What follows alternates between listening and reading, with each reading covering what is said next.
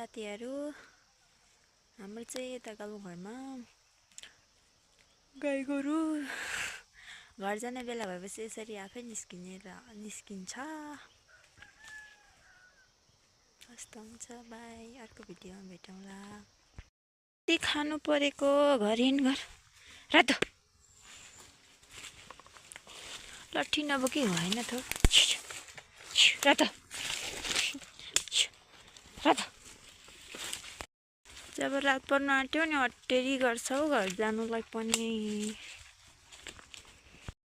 अब घर जाने बेला भयो गाइस। मौसम यस्तै छ, दिउँसो घाम लाग्यो, अब रात पर्न थाल्यो, जाडो जाडो हुन्छ। गोरुहरू पछि पछि आउँदैछन्, अब चाहिँ हिँड्दै गर्नु पर्यो।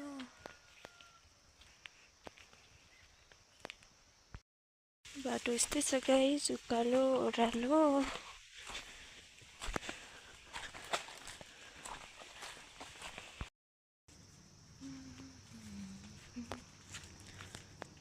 साथीहरू हेरौँ है।